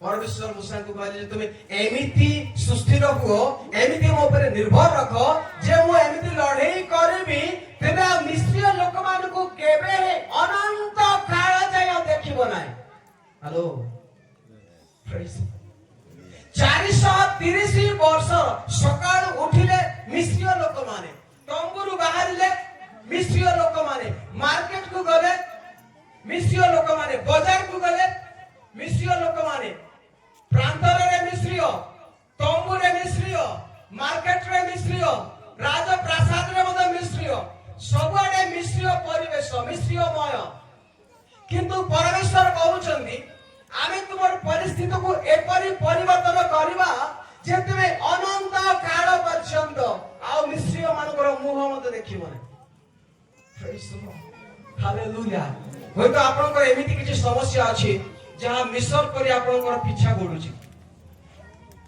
मु जानिनी कोन सेटा होय तो किछि बदभ्यास हेई पारे किछि पारिवारिक कलह बा समस्या हेई पारे किछि किछि समस्या आर्थिक समस्या हेई पारे बा किछि आपन को एपरि विषय जोथरे आपन पराजित होउछथि किंतु प्रभु चाहंती ताहा को आज ओलटाई देबा पाए हेलो प्रेज द लॉर्ड प्रभु चाहंती तार समाधान स्थायी समाधान करिबा पाए आउ केबे सेही स्थान को सेही पराजय को आपण देखिबे नाही कारण परमेश्वर आपण को सहित आसीबे समुद्र पार हेबा पाए ठीक ताई मानो ବୁଝିପାରିଲେ ନାହିଁ? Praise the Lord. ସମୁଦ୍ର ଅଗାଧ, ତାହାକୁ କେହି ମାପି ପାରନ୍ତି ନାହିଁ, ତାହାର କେହି କଳନା କରିପାରନ୍ତି ନାହିଁ। ସବୁ କିଛିକୁ ସେ ଗ୍ରାସ କରିଦିଏ ବୋଲି କୁହାଯାଏ। ସମୁଦ୍ର କଣ କରେ? ଯେତେ ବଡ ବଡ ନଦୀ ଅଛି, ନୀଳ ନଦୀ ହଉ ଆଉ ଆମାଜନ ନଦୀ ହଉ, ପୃଥିବୀରେ ଯେତେ ବଡ ବଡ ନଦୀ ଅଛି, এই ସବୁ ନଦୀ ବର୍ଷ ସାରା ବର୍ଷ ପ୍ରବାହିତ ହଉଥିଲେ ମଧ୍ୟ ସମସ୍ତ ବର୍ଷାର ଋତୁରେ 3-4 ମାସ ନଦୀ ପୁରା ବହୁଥିଲେ ମଧ୍ୟ ପ୍ରବଳ ଜଳରେ ସମୁଦ୍ର କଣ ହୁଏ ନାହିଁ? ଆଜ୍ଞା, ଭର୍ତ୍ତି ହୁଏ ନାହିଁ। ସମୁଦ୍ର ସୀମା ଲଙ୍ଘନ କରି ଯାଏ ନାହିଁ। ପରମେଶ୍ୱର ସମୁଦ୍ରକୁ ସେତେ ବଡ କରିକି ରଖିଛନ୍ତି। ଅଗାଧ ସମୁଦ୍ରରେ ଯୋଉଠି ବାଟ ନାହିଁ, ଇସ୍ରାଏଲ ଲୋକମାନେ କଳ୍ପନା ସୁଦ୍ଧା କରିପାରିବେ ନାହିଁ। ଅସ୍ତବ୍ୟସ୍ତ ହଉଛନ୍ତି, କଣ କରିବୁ ଆମେ, କୋଉ ପଟକୁ ଯିବୁ? ପଛଆଡେ ଦେଖିଲେ ମିଶ୍ର ଲୋକମାନେ ଆସୁଛନ୍ତି, ସାମ୍ନାକୁ ପାଦ କାଢି ପାରିବେ ନାହିଁ, ଉତ୍ତର କିମ୍ବା ବାମକୁ ଯାଇପାରିବେ ନାହିଁ, କାରଣ ପଥର ଅଛି, ପର୍ବତ ଅଛି, ଆଉ ସେମାନେ ଛୁଆମାନଙ୍କୁ ଧରିଛନ୍ତି। କେତେ ଲକ୍ଷ ଲୋକ? କେତେ ଲକ୍ଷ ଲୋକ? 6 ଲକ୍ଷ ଲୋକମାନେ। ଆଉ ତା ଯଦି 2 ବା 3 ଗୁଣ କରାଯାଏ, ପାଖାପାଖି କୁହାଯାଏ ଯେ 25 ଲକ୍ଷରୁ 30 ଲକ୍ଷ ଲୋକମାନେ। 25-30 ଲକ୍ଷ ଲୋକମାନେ ଗୋଟିଏ ଏକାଥରେ ଗୋଟିଏ ପାଦ କାଢିଲେ କେତେ ଦୂର ଯିବେ? ଗୋଟିଏ ଫୁଟ ଯିବେ। କେତେ ବାଟକୁ ଯିବେ? କେମିତି ଯାଇପାରିବେ? ରକ୍ଷା କେମିତି ପାଇପାରିବେ? ପିଲା ଛୁଆଙ୍କୁ ଧରି, ସେମାନଙ୍କର ପାରିବାରିକ ସବୁ ଜିନିଷକୁ ଧରି, ତମ୍ବୁକୁ ଧରି ଏକା ବେଳେ ସେମାନେ ଯାଇକି ରକ୍ଷା ପାଇପାରିବେ ନାହିଁ, ଖସିକି ଯାଇପାରିବେ ନାହିଁ। ସେମିତି ଅବସ୍ଥାରେ ପରମେଶ୍ୱର କହୁଛନ୍ତି, ମୋଶେ କହୁଛନ୍ତି, ପରମେଶ୍ୱର ତୁମମାନଙ୍କ ନିମନ୍ତେ ଯୁଦ୍ଧ କରିବେ ଆଉ ତୁମେ ନୀରବ ରହିବ। ହାଲେଲୁୟା। ଆମେ ଯେତେବେଳେ ନୀରବ ରହିବା, ଆମେ ଯେତେବେଳେ ସୁସ୍ଥିର ହେବା, ସେତେବେଳେ ପରମେଶ୍ୱର ଯୁଦ୍ଧ କରିବେ। ହ୍ୟାଲୋ। ଯେଉଁମାନେ ଆଜି ନିଜ ପାରିବାରିକ ଯୁଦ୍ଧରେ, ନିଜ ଆତ୍ମିକ ଯୁଦ୍ଧରେ, ନିଜ ବ୍ୟବସାୟର ଯୁଦ୍ଧରେ, ସ୍ୱାସ୍ଥ୍ୟର ଯୁଦ୍ଧରେ ଆଜି ଲଢୁଛନ୍ତି, ବିଜୟ ପାଉନାହାନ୍ତି, ପରାଜୟ ଉପରେ ପରାଜୟ ଦେଖୁଛନ୍ତି, ଆପଣଙ୍କୁ ମୁଁ କହିବା ପାଇଁ ଚାହେଁ ଯେ ନୀରବ ହୁଅନ୍ତୁ ଆଉ ସୁସ୍ଥିର ହୁଅନ୍ତୁ, ପୁଣି ପରମେଶ୍ୱରଙ୍କୁ କାର୍ଯ୍ୟ କରିବା ପାଇଁ ଦିଅନ୍ତୁ। ପ୍ରେଜ୍ ଦ ଲର୍ଡ। ଅନେକ ସମୟରେ ପରମେଶ୍ୱରଙ୍କର ଭୂମିକା ଆମ ଜୀବନରେ କିଛି ନଥାଏ। ଆମ ପିଲାମାନଙ୍କର କ୍ଷେତ୍ରରେ, ଆମଙ୍କର ପଢାରେ, ଆମଙ୍କର ଚାକିରିରେ, ଆମଙ୍କର ବ୍ୟବସାୟରେ ପରମେଶ୍ୱର ଦେଖା ହିଁ ଯାଆନ୍ତି ନାହିଁ। ଆମେ ସବୁବେଳେ ସବୁ ମ୍ୟାରେଜ କରିବା ପାଇଁ ଚାହୁଁ, A to Z ଆମ ରୁଟିନ ଥାଏ। ଆମେ ୟା ପରେ କଣ କରିବା, ତାପରେ କଣ କରିବା, ସକାଳେ କଣ କରିବା, ଦିନ ବେଳେ କଣ କରିବା, ଆମ ସବୁ ରୁଟିନ ସେଟ୍। ସେଠି ପରମେଶ୍ୱର ନଥାନ୍ତି, ଆମ ଆୟୋଜନରେ ପରମେଶ୍ୱର ନଥାନ୍ତି। ଆମେ ନିଜେ ଏକା ଲଢେଇ କରୁ, ପରିଶ୍ରମ କରୁ, ଆମେ ହିଁ ସବୁ ସଂଘର୍ଷ କରୁ, ଆମେ ସବୁ କିଛି କରିବା ପାଇଁ ଚେଷ୍ଟା କରୁ, ଆଉ ସେତେବେଳେ କଣ ହୁଏ? 0, ପରାଜୟ, ନିରୁତ୍ସାହ। ଆଉ ସେଥିପାଇଁ ପରମେଶ୍ୱର କୁହନ୍ତି, ଯଦି ତୁମେ ବିଜୟ ହେବା ପାଇଁ ଚାହୁଁଛ, ସୁସ୍ଥିର ହୁଅ ଏବଂ ପରମେଶ୍ୱରଙ୍କୁ ତାଙ୍କ କର୍ମ କରିବାକୁ ଦିଅ। ପରମେଶ୍ୱର ଯୁଦ୍ଧ କରିବେ ଆଉ ପରମେଶ୍ୱର ଯୁଦ୍ଧ କରେ, ତୁମେ ବିଜୟ ହବ। ପ୍ରେଜ୍ ଦ ଲର୍ଡ। ହାଲେଲୁୟା। ପରମେଶ୍ୱର କହୁଛନ୍ତି, ଏମାନେ ତ ଖାଲି ହାତରେ ଆସିଛନ୍ତି, ଯୁଦ୍ଧ ଅସ୍ତ୍ରଶସ୍ତ୍ର କିଛି ନାହିଁ, ଏମାନେ ନା ଯୁଦ୍ଧ ଜାଣିଛନ୍ତି ନା କେବେ ଯୁଦ୍ଧ ବିଦ୍ୟା ଦେଖିବାକୁ ଯାଇଛନ୍ତି। ଏମାନେ ତ ଦାସ କର୍ମ କରିବା ଲୋକମାନେ, ମାଟି ଦଳିବା ଲୋକମାନେ, ଇଟା ବନେଇବା ଲୋକମାନେ, ଏମାନଙ୍କର ନା ଶକ୍ତି ଅଛି, ନା ଜ୍ଞାନ ଅଛି, ନା କୌଶଳ ଅଛି। ତେଣୁ ପରମେଶ୍ୱର ସେମାନଙ୍କର ସପକ୍ଷ ହୋଇ ସେ ଲଢୁଛନ୍ତି। ପ୍ରେଜ୍ ଦ ଲର୍ଡ। ଆମେ ଯେତେବେଳେ ନିରୁପାୟ ହେଇଯାଉ, ଆମେ ଯେତେବେଳେ କିଛି ନଥାଏ, ପରମେଶ୍ୱର ଆମ ପାଇଁ ଲଢନ୍ତି, ପରମେଶ୍ୱର ଆମ ପାଇଁ ଯୁଦ୍ଧ କରନ୍ତି। ହାଲେଲୁୟା। ପ୍ରେଜ୍ ଦ ଲର୍ଡ। ଆଉ ଲେଖା ଅଛି, ତଳକୁ ଯେତେବେଳେ ଆମେ ଯାଉ, ये पढ़ी समाप्त करिबा, समय ହେଇଗଲାଣି। 20 ପଦ। ओके, 19 ପଦ ବୁଝିବା। ସେତେବେଳେ ଇସ୍ରାଏଲ ଦଳର ଅଗ୍ରଗାମୀ ପରମେଶ୍ୱରଙ୍କ ଦୂତ ସ୍ଥାନାନ୍ତର ହୋଇ ସେମାନଙ୍କର ପଶ୍ଚାତଗାମୀ ହେଲେ। ଦୟାକରି ଧ୍ୟାନ ଦିଅନ୍ତୁ, ଶବ୍ଦ ଗୁଡ଼ିକୁ ଦୟାକରି ଧ୍ୟାନ ଦିଅନ୍ତୁ। 13 ଅଧ୍ୟାୟର 21 ପଦରେ ଲେଖା ଅଛି ଯେ ମେଘସ୍ତମ୍ଭ ଏବଂ ଅଗ୍ନିସ୍ତମ୍ଭର ଅଗ୍ରତେ ସେ ଗଲେ, ଆଗେ ଆଗେ ବିଜେ କଲେ ବୋଲି ଲେଖା ଅଛି। କିନ୍ତୁ ଯେତେବେଳେ ମିଶ୍ରୀୟ ସୈନ୍ୟମାନେ ଆସିଲେ ପିଛା କରୁଛନ୍ତି, ଘଉଡ଼ାଉଛନ୍ତି, ସେତେବେଳେ ମେଘସ୍ତମ୍ଭ ଏବଂ ଅଗ୍ନିସ୍ତମ୍ଭ ର ମଧ୍ୟକୁ ପଳେଇ ଆସୁଛନ୍ତି। କଣ ଲେଖା ଅଛି? ପଶ୍ଚାତକୁ ପଳେଇ ଆସୁଛନ୍ତି। ପରମେଶ୍ୱରଙ୍କର ଦୂତ ସ୍ଥାନାନ୍ତର ହଉଛନ୍ତି। ୱଣ୍ଡରଫୁଲ, ହାଲେଲୁୟା। ଦୂତ କୋଉଠି ଥିଲେ? ଏମାନେ ଅଗ୍ରସର ହେଲା ବେଳେ, ମିଶରରୁ ବାହାରିଲା ବେଳେ କୋଉଠି ଥିଲେ ଦୂତ? ଅଗ୍ରଗାମୀ ଥିଲେ, ଆଗେ ଆଗେ ଗଲେ। କିନ୍ତୁ ବର୍ତ୍ତମାନ ଯେତେବେଳେ ବିପଦ ଆସିଲା ଆଉ ସେମାନେ ଯେତେବେଳେ ନୀରବ ହେଲେ, ସୁସ୍ଥିର ହେଲେ, ସେତେବେଳେ ଦୂତ କଣ ହଉଛନ୍ତି? ସେମାନଙ୍କର ଆଗରୁ ଉଠି ପଛକୁ ଆସୁଛନ୍ତି। ପ୍ରେଜ୍ ଦ ଲର୍ଡ, ହାଲେଲୁୟା। ପଛଆଡୁ ବିପଦ ଆସୁଥିବା ସମୟରେ ଇସ୍ରାଏଲ ଲୋକମାନେ ଏବଂ ମିଶ୍ର ମାନଙ୍କର ମଝିରେ, ଇସ୍ରାଏଲ ଲୋକମାନଙ୍କର ପଛରେ ପରମେଶ୍ୱରଙ୍କ ଦୂତ ଆସି ଠିଆ ହଉଛନ୍ତି। ଆଉ ସେମାନଙ୍କୁ ପଛରେ ପଛରେ ଯାଉଛନ୍ତି, ସେମାନଙ୍କୁ ଢାଲ ହଉଛନ୍ତି। ଏମାନଙ୍କର ଢାଲ ନାହିଁ, କଣ ନାହିଁ? ଅସ୍ତ୍ର ଶସ୍ତ୍ର କିଛି ନାହିଁ। ପରମେଶ୍ୱର କଣ ହେଲେ? ପଛପଟୁ ଢାଲ ହେଲେ। ପଛପଟୁ ସୈନିକ କଣ କରିଥାନ୍ତା? ଆକ୍ରମଣ କରିଥାନ୍ତା। ରଥରେ ଆସି ଯୁଦ୍ଧଖୋର ମିଶ୍ରୀୟ ସୈନିକ ମାନେ ଆକ୍ରମଣ କରିଥାନ୍ତେ, କିନ୍ତୁ ପରମେଶ୍ୱରଙ୍କର ଦୂତ ଏମାନଙ୍କର ପଛେ ପଛେ ଆସି କଣ ହଉଛନ୍ତି? ଆଜ୍ଞା, ଢାଲ ହଉଛନ୍ତି। ହାଲେଲୁୟା। ପଛଆଡୁ ଆକ୍ରମଣ କରିବାଟା ସହଜ, ପଛଆଡୁ ଆଟାକ୍ କରିବାଟା ସହଜ, କିନ୍ତୁ ସାମ୍ନା ଆଡୁ ଆଟାକ୍ କରିବାଟା କଷ୍ଟ। କୁହାଯାଏ ଯେ ଯୋଉ ସୈନିକ ମାନେ ସୈନ୍ୟ ବିଭାଗରେ କାମ କରନ୍ତି, ବର୍ଡରରେ କାମ କରନ୍ତି, ଡ୍ୟୁଟି କରନ୍ତି, ସେମାନଙ୍କର କପାଳରେ କିମ୍ବା ସେମାନଙ୍କର ଛାତିରେ ସାମ୍ନା ପଟୁ ଯଦି ବାଜିଛି, ତେବେ ସେ ଯୁଦ୍ଧ ଯାଇକି ଲଢିଛି, ଯୁଦ୍ଧ ବିଦ୍ୟାରେ ଜାଣିଛି ଆଉ ଯୁଦ୍ଧ ସୀମାରେ ଅଛି କହିକି। କିନ୍ତୁ ଯେ ପଛଆଡୁ ଖାଇଛି, ଗୁଳି ଖାଇଛି, ମାଡ଼ ଖାଇଛି, ମସ୍ତକରେ କିମ୍ବା ପିଠିରେ ବାଜିଛି, ତେବେ ସେ ଦୌଡ଼ି ଦୌଡ଼ି ଯାଇଛି, ଲୁଚିବା ପାଇଁ ଯାଇଛି ବା ପରାଜୟ ବରଣ କରିବା ପାଇଁ ଯାଉଛି ବୋଲି କୁହାଯାଏ। ତେବେ ଏମାନେ ପଛ କରିକି ଯିବା ସମୟରେ ପରମେଶ୍ୱର ସେମାନଙ୍କୁ ଆପଣ ଦୂତ ପଠାଇ ପଛଆଡୁ ଢାଲ କରି ସେମାନଙ୍କୁ ସୁରକ୍ଷା ଦଉଛନ୍ତି। ପ୍ରେଜ୍ ଦ ଲର୍ଡ, ହାଲେଲୁୟା।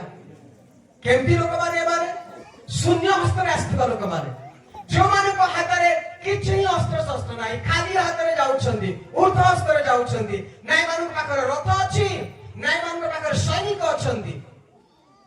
ଖାଲି ହାତରେ ଯାଉଥିବା ଲୋକମାନଙ୍କ ପଛରେ ପରମେଶ୍ୱର ଆପଣ ଦୂତଙ୍କୁ ଉଠାଇ କଣ କରୁଛନ୍ତି? ସେମାନଙ୍କର ପଛେ ପଛେ ଯିବାକୁ ଦଉଛନ୍ତି। ଏବଂ ମେଘସ୍ତମ୍ଭ ସେମାନଙ୍କ ସମ୍ମୁଖରୁ ସ୍ଥାନାନ୍ତର ହୋଇ ସେମାନଙ୍କ ପଛେ ଛିଡା ହେଲା। ପରମେଶ୍ୱର ଗୋଟେ ଷ୍ଟ୍ରାଟେଜି ବନଉଛନ୍ତି, ଏପରି ଗୋଟେ କୌଶଳ, ରଣକୌଶଳ ପରମେଶ୍ୱର ବନଉଛନ୍ତି ଯେ ଯେଉଁ ମେଘସ୍ତମ୍ଭ ଏବଂ ଅଗ୍ନିସ୍ତମ୍ଭ ସେମାନଙ୍କର ଆଗେ ଆଗେ ବିଜୟ କରୁଥିଲା, ପରମେଶ୍ୱର ତାହାକୁ ଉଠେଇଲେ, ସ୍ଥାନାନ୍ତର କଲେ ଏବଂ ସେମାନଙ୍କର ପଛକୁ ଆଣିଲେ। ବର୍ତ୍ତମାନ ପରମେଶ୍ୱର ଏବଂ ତାଙ୍କର ଦୂତ ପୁଣି ଏ ମେଘସ୍ତମ୍ଭ ଏବଂ ଅଗ୍ନିସ୍ତମ୍ଭ ଇସ୍ରାଏଲ ଏବଂ ମିଶ୍ର ମାନଙ୍କର ମଝିରେ ରହିଯାଇଛି।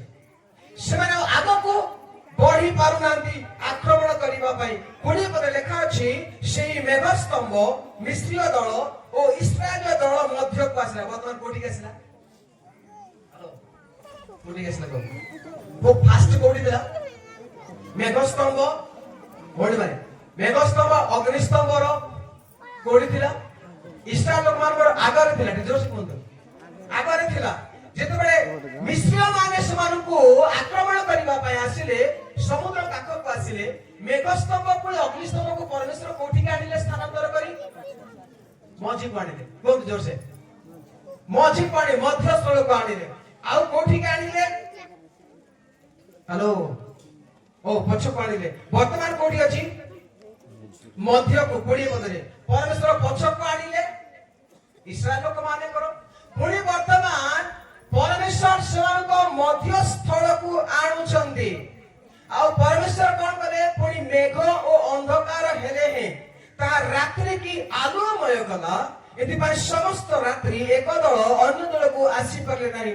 ପରମେଶ୍ୱରଙ୍କର ରଣକୌଶଳରେ ପରମେଶ୍ୱର ତାଙ୍କର ମହିମାକୁ ବ୍ୟବହାର କଲେ।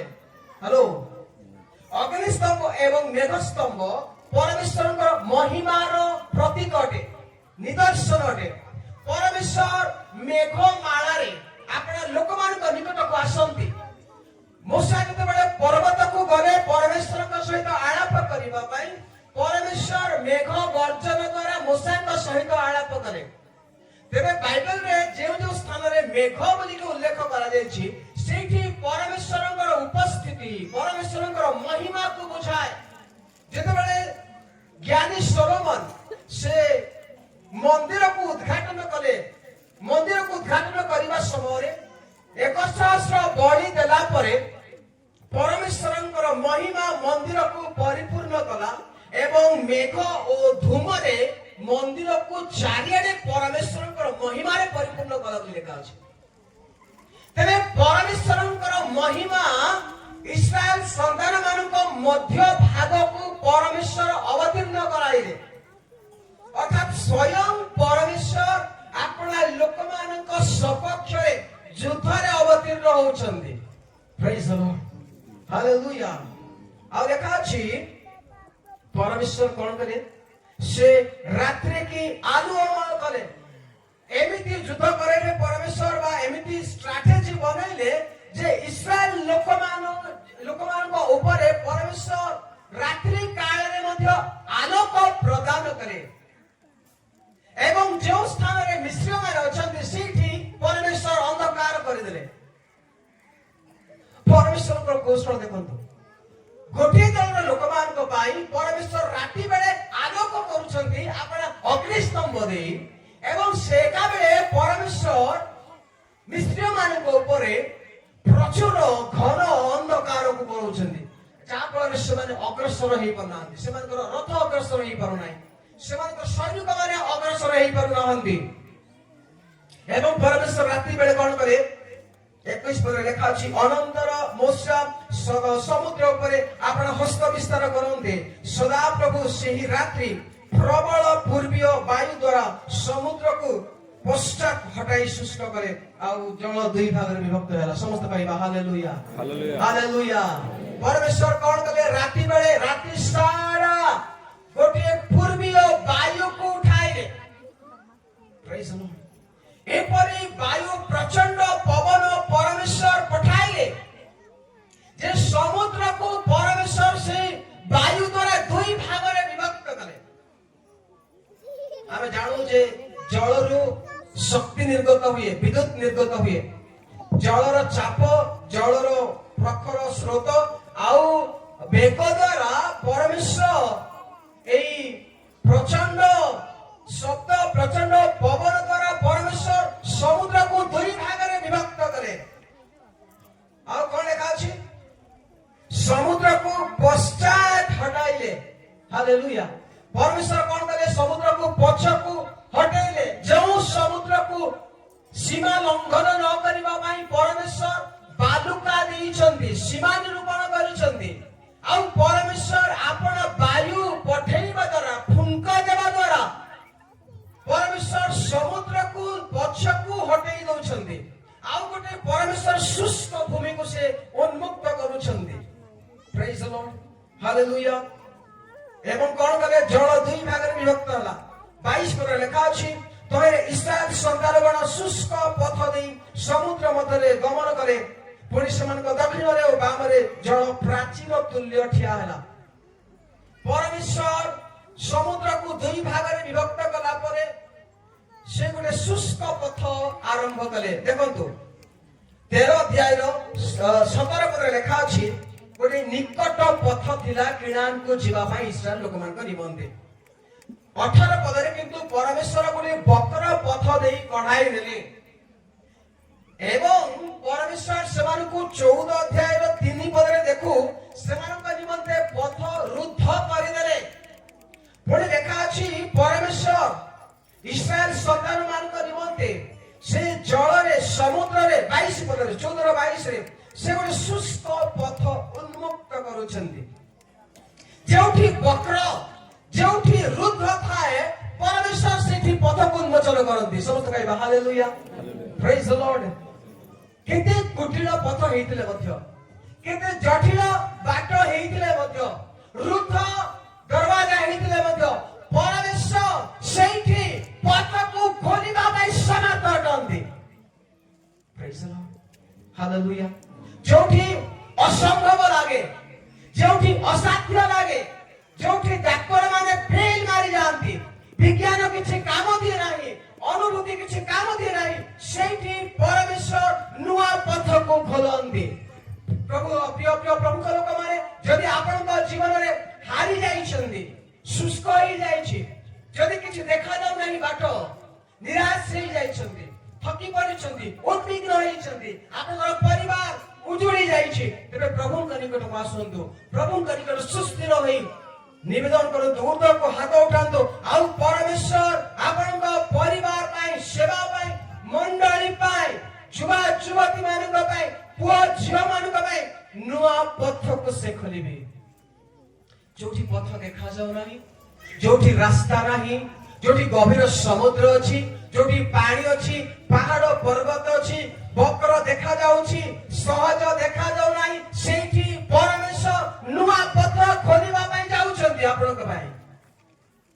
केवल अपेक्षा करिबार आवश्यकता।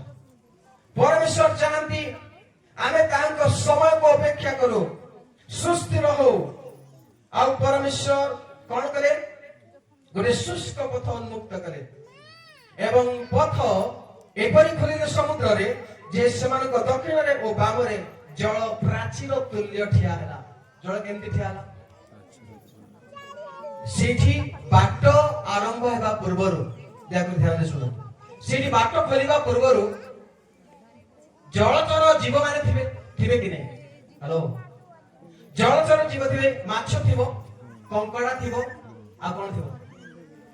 कुंभीर भी थिबो, आ कोन थिबो? आगे साप भी थिबो, आ कोन थिबो?